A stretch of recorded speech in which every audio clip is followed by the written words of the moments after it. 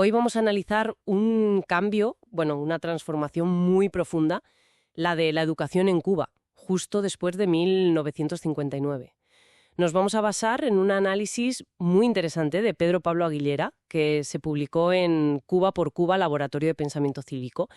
Es un tema que, no sé, a mí me recuerda un poco a esa ruptura cultural que se ve en películas como Memorias del Subdesarrollo o Lucía. Sí, totalmente. Y es que el análisis de Aguilera lo que plantea es que en muy poco tiempo, fíjate, entre 1959 y 1961, la idea misma de la educación cambió radicalmente. Pasó de ser, un derecho fundamental, a verse, según él lo interpreta, como una herramienta. ¿Una herramienta para qué? Pues para moldear mentes y, claro, para consolidar el poder de la revolución. Habla de un auténtico cambio mental. Claro. Y para entender la magnitud de ese cambio tenemos que ver un poco de dónde se partía, ¿no? Cómo era la educación en Cuba antes del 59. Pues mira, según los datos que cita Aguilera de esa época, Cuba tenía la tercera mejor cobertura educativa de Latinoamérica. No está mal. Y le dedicaba un 23% del presupuesto nacional, que es bastante. El analfabetismo, andaba por el 18-23%, también de los más bajos.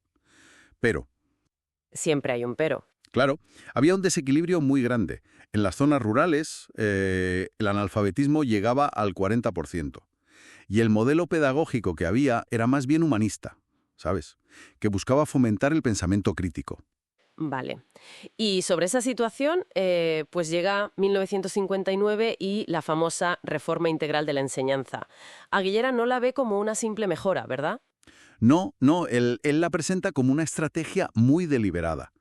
Con una agenda, de control social desde el minuto 1. Identifica a figuras clave. Fidel Castro, claro, marcando la línea ideológica, diciendo que la educación era un arma de la revolución. Un arma, directamente. Directamente. Luego Armando Hart como el ejecutor, el que lo lleva a la práctica. Y Ernesto Guevara, pues aportando esa base ideológica del hombre nuevo.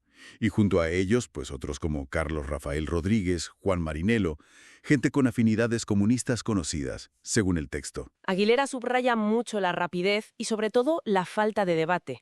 Se silenció a los que no estaban de acuerdo, a los maestros normalistas, a los académicos. Es interesante eso de los maestros normalistas, los que tenían la formación pedagógica de antes.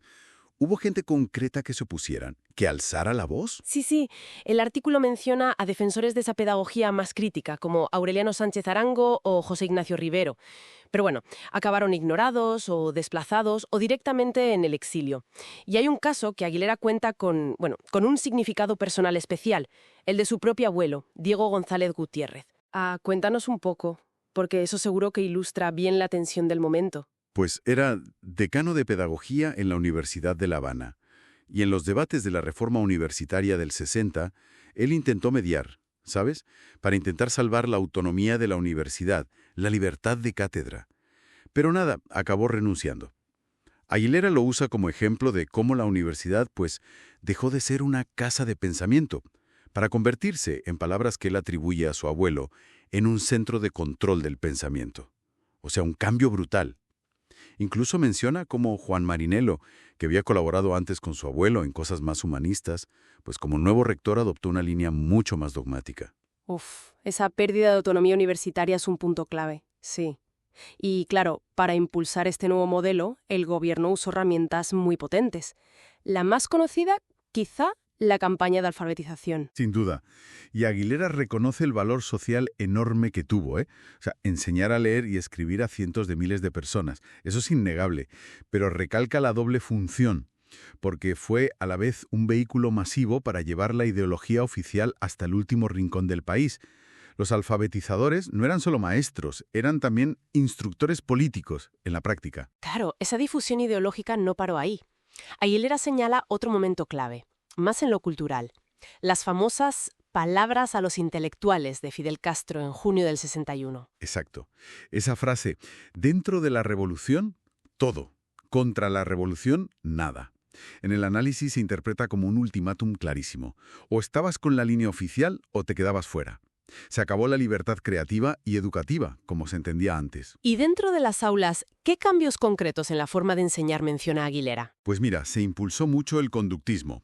esa idea de moldear la conducta con estímulos y respuestas, que encajaba muy bien con lo de crear un hombre nuevo, ¿no? Se crearon las llamadas maestras Makarenko, que tenían más formación política que pedagógica, para ir reemplazando a los maestros de siempre. Y luego planes como el Ana Betancor, para formar a mujeres campesinas, o el Fran País, para sacar maestros nuevos muy rápido y cubrir las plazas de los que se iban, o eran apartados. Aguilera incluso cuenta una anécdota suya, de niño, en la ciudad escolar Libertad. La tensión que había entre los maestros viejos y los nuevos, y cómo las familias intentaban compensar en casa lo que no se daba en la escuela. También habla del papel de las organizaciones estudiantiles, ¿no? Sí, claro. La UPC, la Unión de Pioneros para los más pequeños, luego la FEM en secundaria, la FEU en la universidad. Y por encima de todo, la UJC, la Juventud Comunista. Aguilera las describe básicamente como aparatos ideológicos, para asegurar que todo el mundo estuviera encuadrado en cada etapa. Entonces, si hacemos balance de lo que cuenta Aguilera, el panorama es... Complejo. Se consiguió alfabetizar a muchísima gente, llegar a más sitios, pero el precio fue alto. Ese es el kit de la cuestión en su análisis, sí. El precio, según él, fue cargarse la pluralidad, la calidad pedagógica entendida como fomentar el espíritu crítico, la creatividad.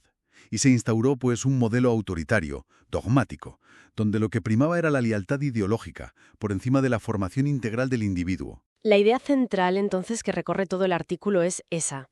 La educación se convirtió en una herramienta de control del Estado, donde la ideología mandaba. Exactamente.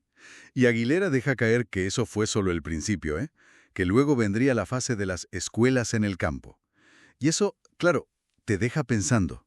¿Qué consecuencias tiene a largo plazo, para generaciones enteras, un sistema educativo que, visto desde esta perspectiva, pone la doctrina por delante de la pedagogía crítica?